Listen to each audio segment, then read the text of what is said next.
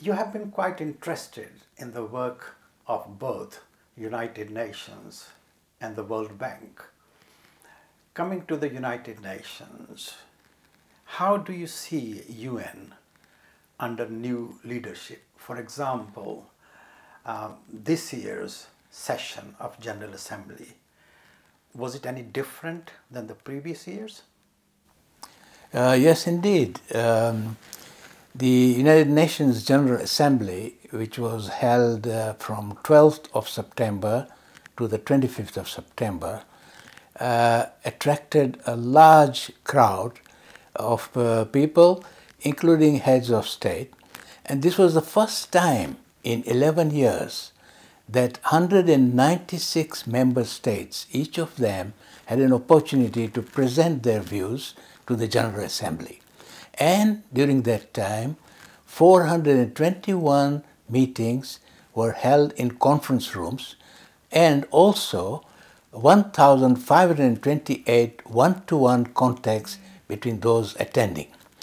This was an unprecedented setting where the actual theme was to help people to achieve peace, to achieve success in the sustainability development goals, to bring about an understanding of the climate change, and to improve on human rights and equality.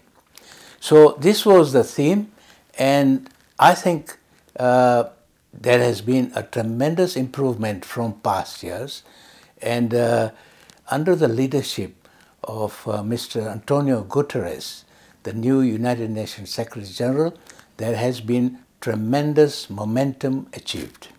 But in the same assembly session, there were countries who were openly saying that if come, they will destroy other countries. So how does that sit with the notion of peace which UN champions itself? Everybody had a right to say what they wanted to say, but ultimately what happened was that all the 196 member states agreed that there was a need for putting in efforts to achieve global peace. Secondly, to bring about an implementation of the sustainability development goals, and also they reaffirmed their commitment to the UN and also commitment to each other. So that was the actual conclusion at the time of the UN General Assembly, and this was probably resulting from the dialogue and the meetings that were held and explanations to those people who were a little bit aggressive in their speeches. Now, one of the most important and influential members is, of course, United States. Now, on the question of climate change, US policy has been very negative compared to other major countries in the world. That is true.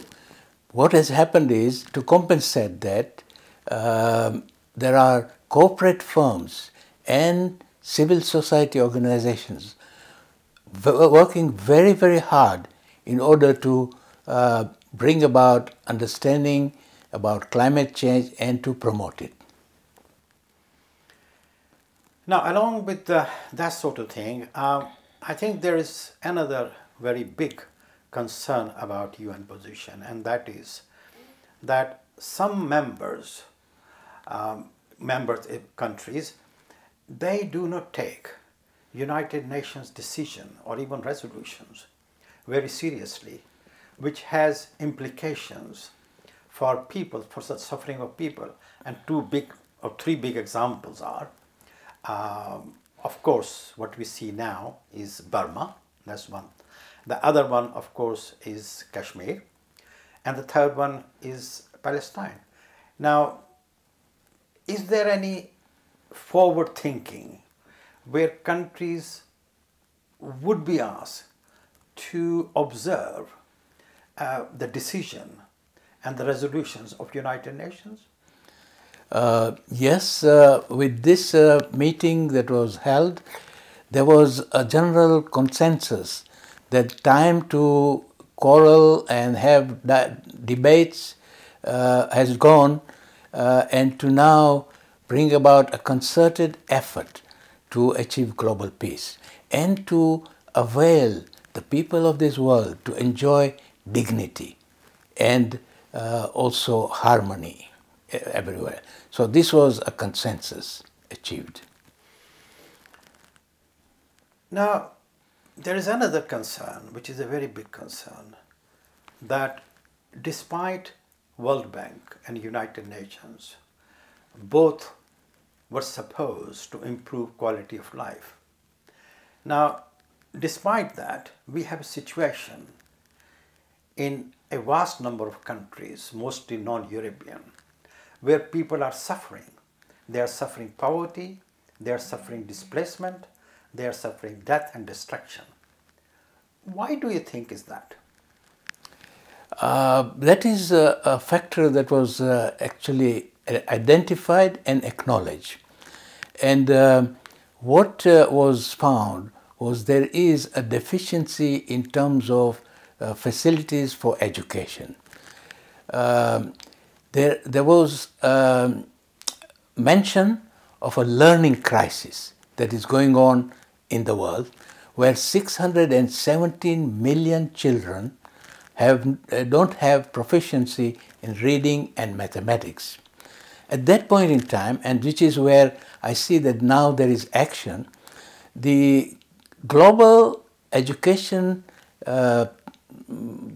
program, which is a program that actually incorporates the member states, has agreed to provide $2 billion annually for 890 million children in 89 countries by 2020.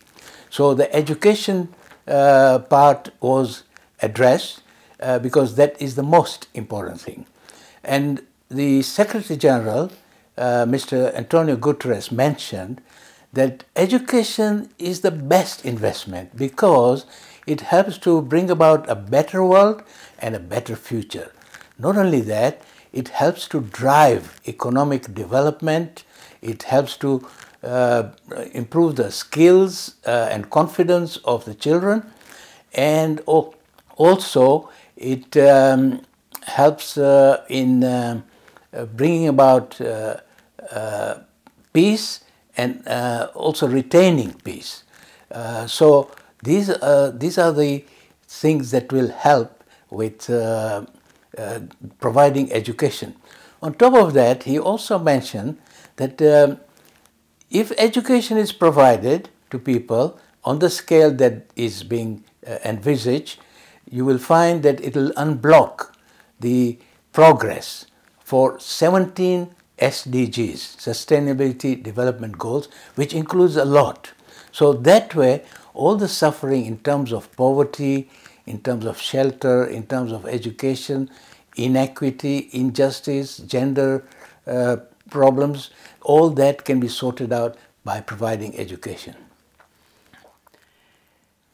You are about to present a paper at a World Bank event, and in that paper, I just quote, you said, "It is imperative to address the problems of conflicts if the World Bank Group is going to be able to achieve success in ending extreme poverty and promoting shared prosperity in a sustainable way." Basically, there are two goals of World Bank. One is to eradicate poverty, and the second one is to promote shared prosperity. When there is existence of conflicts, you will find that the level of enterprising culture will diminish, so that the economy in those nations which are suffering from conflicts will go down. So it is indeed important for the World Bank to be successful in achieving its goals. It has to also address the problems of conflicts. So Once that is addressed, it is possible to achieve, to be successful in achieving those goals. And your participation in that forum, what are your expectations? What do you think you will get out of it? I'm a firm believer in action rather than in participating in a talk show.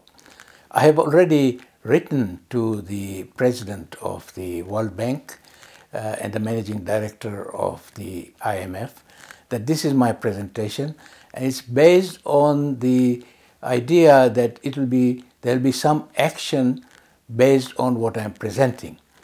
Not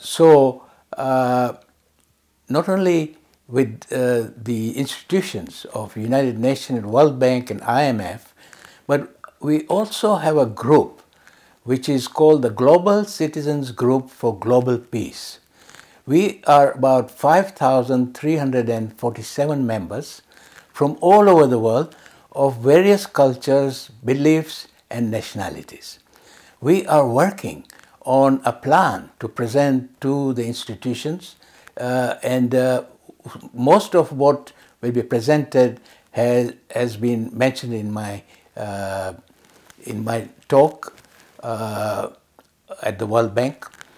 And the idea is that we are going to wait for the UN to deliver. First, there is what was agreed at the United Nations General Assembly in September. We have already noted down what is agreed and what the world leaders have promised. And secondly, the UN Secretary General has already commissioned 18 very, very capable, competent leaders who will be involved in mediating. So we are waiting for the results. After monitoring, and we find that it is not possible to achieve those agendas that UN and World Bank have, we are going to present a plan, a well-designed plan, so that the global citizens, the private sector and civil societies are then collaborating officially with these institutions and world leaders to achieve global peace and eradication of poverty.